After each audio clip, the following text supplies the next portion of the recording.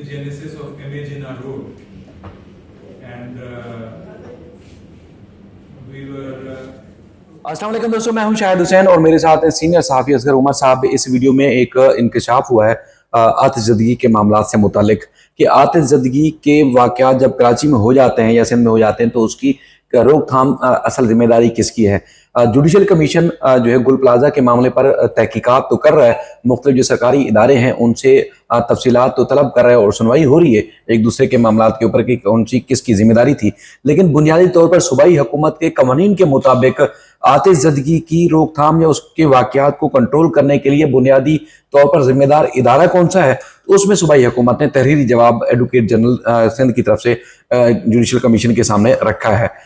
उस जवाब में क्या कुछ कहा गया है, किस इदारे की प्राइम जिम्मेदारी है, बुनियादी जिम्मेदारी है कि जब आग लग जाए तो उसको कंट्रोल करना किसकी जिम्मेदारी है, और उसके बाद फिर जब शहर में खासतौर पर जो 2003 से लेकर 2005 के दरमियान जब इमारतों को कमर्शलाइज किया गया था, रेगुलराइज किया गया था, तो उसके बाद जो फायर सेफ्टी के आलात थे, मामला थे, उसको मद्देनजर क्यों नहीं रखा गया। इस हवाले से भी आज जो एक माहिर हैं खासतौर पर शहर के टाउन प्लानिंग के मामला पे आरिफ हसन साहब, उनका स्टेटमेंट हुआ है, उन्होंने कुछ आके मुशाहिदात रखे हैं कमीशन के सामने, तो वो क्या कुछ था उसका ऊपर भी बात करने जा रहे हैं। तो असगर भाई, सबसे पहले प्राइम जिम्मेदारी किसकी है, क्योंकि इससे पहले लोग ये समझ रहे हैं ये केएमसी का वाहिद इदारा है जो आज आग अगर लग जाती है तो उसको बुझाने की, उसको रेस्क्यू लोगों को करने की जिम्मेदारी केएमसी की है, और अब तक जो सामने आ रहा है वो भी केएमसी आ रहा है। लेकिन सूबाई हुकूमत क्या कहती है कि कानून बना दिया गया है और जिम्मेदार कौन सा इदारा है, और तहरीरी जवाब में क्या कहा गया है। देखिए शायद ये सूरत हाल ये है कि क़याम पाकिस्तान से लेकर अब तक केएमसी की जिम्मेदारी होती थी आग बुझाना, और महकमा फायर ब्रिगेड इसका एक डिपार्टमेंट हुआ करता था। लेकिन पीपल्स पार्टी की एक रविश है जो अभी उन्होंने अपनाई है कि कराची जो कॉस्मोपॉलिटन सिटी है इसके लिए मखसूस अदारे बनाए गए थे, जैसे के इलेक्ट्रिक वगैरह हैं। अंग्रेज दौर से ही इस शहर को एक खास हैसियत दी गई थी और इसीलिए पाकिस्तान बनने के बाद भी यहाँ मखसूस अदारे बनाए गए थे कि Karachi water and sewerage board और कराची बिल्डिंग कंट्रोल अथॉरिटी और खुद मुख्तलिफ इस तरीके से अदारे थे।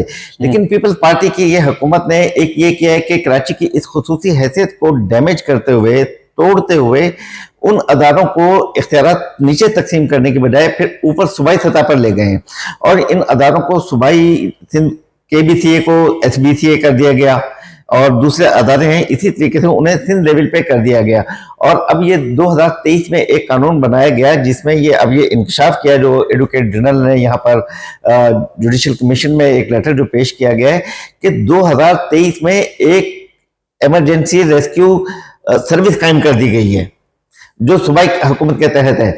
और शायद ये एक नया मामला नहीं है, बल्कि अगर हम ये देखें कि जब डिप्टी कमिश्नर और सिंध बिल्डिंग कंट्रोल अथॉरिटी और वाटर बोर्ड के अफसरान आए थे, ये मामला उस वक्त भी हुआ था कि 1122 का जो एक अदारा क्रिएट किया है, तो उस पर कमीशन के सरबराह जस्टिस आगा फैसल साहब ने सवाल भी किया था कि ये 140A के तहत ये सूबाई हुकूमत काम कैसे कर सकती है। लेकिन हम ये देख रहे हैं कि फिर दोबारा खैर जो हकीकत है वो यही है सामने।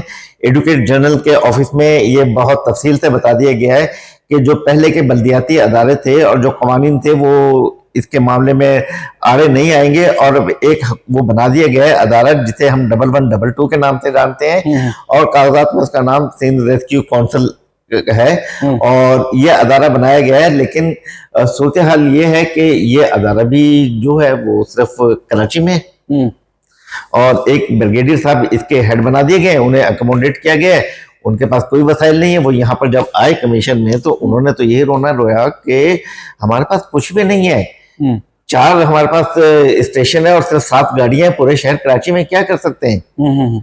तो यानी कि जो जिम्मेदार है शहर में, जो जवाब जमा कराया गया सूबाई हुकूमत की तरफ से कि वो रेस्क्यू 1122 का इदारा जिम्मेदार है आग बुझाने के मामला और रेस्क्यू करने के मामला के ऊपर, लेकिन वो कहते हैं हमारे पास वसाइल ही नहीं है। 2023 में बनाया गया था और 2023 से 2026 के दरमियान तक अब तक उनके पास 4 जो है वो उनके सेंटर्स हैं, और उसके अलावा मखसूस चंद गाड़ियां हैं, इसके अलावा उनके पास कोई वसाइल नहीं है।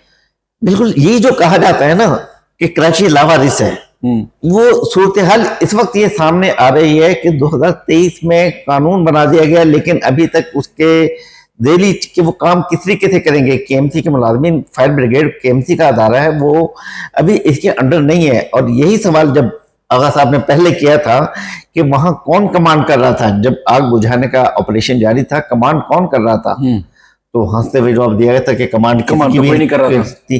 तो ये लावारिस था, उस वक्त गुल पिलाता लावारिस था, कोई कमांड नहीं थी। इस वक्त भी पूरा शहर जो है वहां कोई कमांड नहीं है कि कुछ भी हादसा हो जाए।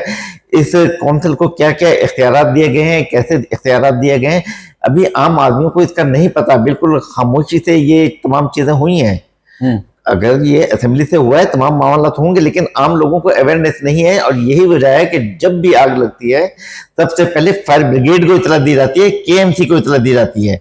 गुल प्लाजा के वाकये में भी यही हुआ कि सबसे पहले जो इतला हुई फायर ब्रिगेड को हुई, और पहली गाड़ी उसमें पानी था या नहीं था, ये एक दूसरा है कि उनकी कैपेसिटी क्या थी, कैपेबिलिटी क्या थी, सलाहियतें क्या थी, वो अलग था। लेकिन पहली गाड़ी जो पहुंची थी वो फायर ब्रिगेड केएमसी की पहुंची थी। ये तो 1152 पे 1112 के लोग पहुंचे हैं, मतलब जिसकी प्राइम जिम्मेदारी है वो सबसे आखिर में आ रहा है। हाँ, जिसकी प्राइम ड्यूटी थी सिंध गवर्नमेंट के कानून के मुताबिक, उसे तो पता ही नहीं था आधे घंटे तक कि क्या हो रहा है शहर में, कि आग कहीं लग गई है। बिल्कुल। अच्छा, इसमें आज की जो कार्रवाई हुई है जुडिशल कमीशन में जस्टिस आगा फैसल साहब की सरबराही में, उसमें जो टाउन प्लानर है हसन आरिफ साहब, वो कमीशन के सामने उनको बुलाया गया था, तो आज वो पेश हुए, जिसमें उन्होंने कहा कि जो खासतौर पर जो आर्किटेक्ट और इसके अलावा जो उसका जो काम होता है इमारत की डिजाइन से मुतालिक हिफाजती इंतजामात को मद्देनजर रखे, और फायर प्रूफ और जो दरवाजे हैं वो 50 बरसों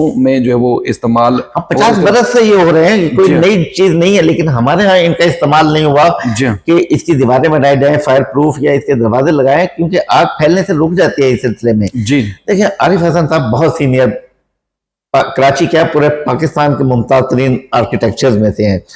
उन्होंने जो बातें बताई वही फंडामेंटल बताए कि यहाँ कोई बुनियादी काम नहीं है, कोई मुतबादिल लाइट्स नहीं लगाई जाती कि आग लग जाए, धुआं हो रात के वक्त में तो मुतबादिल लाइट्स हो, सोलर पे होंगी या उन्हें जनरेटर से चलाया जाएगा, क्या सिस्टम होगा। कोई नक्शे नहीं होते, कोई ड्रिल नहीं कराई जाती। बल्कि उन्होंने बताया कि जो जदीद हमारे शॉपिंग सेंटर बन रहे हैं, उन्होंने डालबन सिटी का उन्होंने हवाला दिया था कि वहां पर स्मोक डिटेक्टर नहीं है कि वो लगा सकें, कि सुराग लगा सकें कि आग की कहीं इब्तदा हुई है, उसका पता लग सके और शुरू के मामला भी इस आग को बुझा दिया जा सके।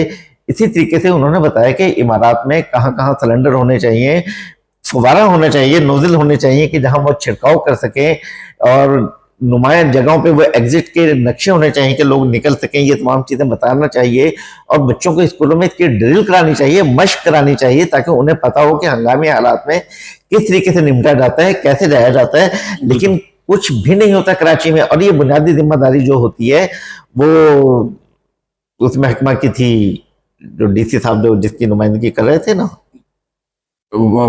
Fire and rescue, civil defence. ये बुनियादी जिम्मेदारी सिविल डिफेंस की है कि जो शहरियों को मुख्तलिफ अदारों में, मुख्तलिफ इंडस्ट्रीज में मुलाजमीन को ये तरबियत देता है कि किस तरीके से किन हालात में निकलना है। लेकिन वो तो खुद लाचार और लावारिस इदारा है। वैसे एक चीज और बताएं कि चूंकि सूबाई हुकूमत ने कमीशन बनाया कि असल जो जिम्मेदारी थी, जिससे आगा फैसल साहब ने भी तज़किरा किया कि हमें ये सुराग लगाना है कि बुनियादी तौर पर जिम्मेदारी किसकी थी और कौन नाकाम रहा, किसने क्या जिम्मेदारी अदा करनी थी और उसने नहीं की।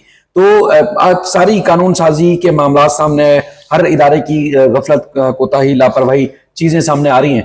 तो जब हतमी चीज होगी, फाइनल जब ये रिपोर्ट मुरतब होगी, तो कहीं ना कहीं आपको ये लगता है कि असल जिम्मेदार जो ठहरेगा वो सूबाई हुकूमत खुद ठहरेगी कि उसकी जो नाकामी है, नाअहली है और उनकी जो गफलत और लापरवाही है, मुख्तलिफ इदारों को जिम्मेदारियां बांट देना और करवाना किसी और से काम करने वाला कोई और होता है, चार्ज किसी और के पास होता है, तो बुनियादी तौर पर सूबाई हुकूमत खुद जिम्मेदार ठहरेगी इस सारे गलत कामों की।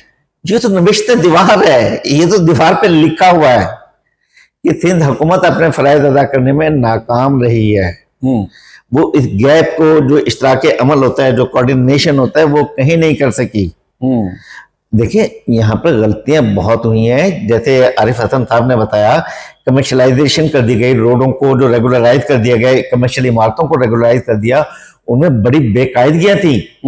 और जब जज साहब ने पूछा, जस्टिस साहब ने, कि ये कैसे हो गया कि फायर सेफ्टी का ख्याल नहीं रखा गया। तो आरिफ हसन साहब ने कहा कि बस जब एमिनिटी स्कीम आती है तो रेगुलाइज होते हैं, तो सब चीजें रेगुलाइज हो जाती हैं, पैसा चलता है गालबन, ये जो भी कुछ भी वो होते हैं सियासी मुफादात होते हैं। तो उन्होंने बताया कि 2003 और 2005 में भी, इससे पहले भी होती रही है, और उसके बाद जो रेगुलाइज किया गया उससे भी कराची के मसाइल में इजाफा हुआ है। अच्छा, चूंकि आज जैसे अभी आपने कहा, क्योंकि जब ये सारी चीजें सामने आएगी, क्योंकि कमीशन की कार्रवाई तो रोजाना की बुनियाद पर आप खुद देख रहे हैं ना कि क्या कुछ चल रहा है। अब खबर में या टीवी पे जो भी चले, अखबार में चले, तो लोग अज्यूम नहीं कर पाते कि बुनियादी मकसद या इसका नतीजा क्या जाके निकलेगा। अब हम सारी चीजों को मद्देनजर रखें, उसको जायजा लें, तो आखिर में हमारा दिमाग बन रहा है कि आखिर में जो जिम्मेदार ठहरेगी वो सूबाई हुकूमत ठहरेगी।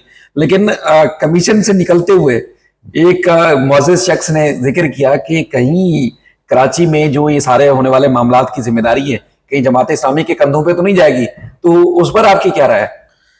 देखिए, केएमसी के मामला जब भी होंगे जो रेगुलराइज किए गए, कराची के अदारों की जिम्मेदारी अगर जो भी हो गया, कोई सी भी जमात हो, इससे पहले ये मुंतखब नुमाइंदे भी होंगे ना, जब केएमसी, क्योंकि एक लोकल गवर्नमेंट है, उसका इलेक्शन होता है, तो उनके अवाम को पता होना चाहिए कि हमारे किस नुमाइंदे ने क्या गलती की, ताकि वो उसकी अकाउंटेबिलिटी कर सके।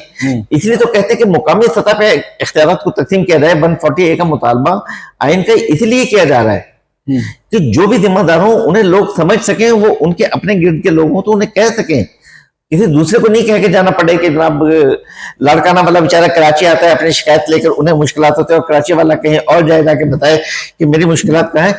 उन्हें गली मोहल्लों में पकड़ा जा सके, जिन्होंने गलती की है उनको गली मोहल्लों में पकड़ा जा सके, बाबर कराया जाए कि आपने गलती की है। तो इसमें किसी सियासी जमात का और किसी का नुकसान नहीं, ये कराची शहर का नुकसान है। बिल्कुल।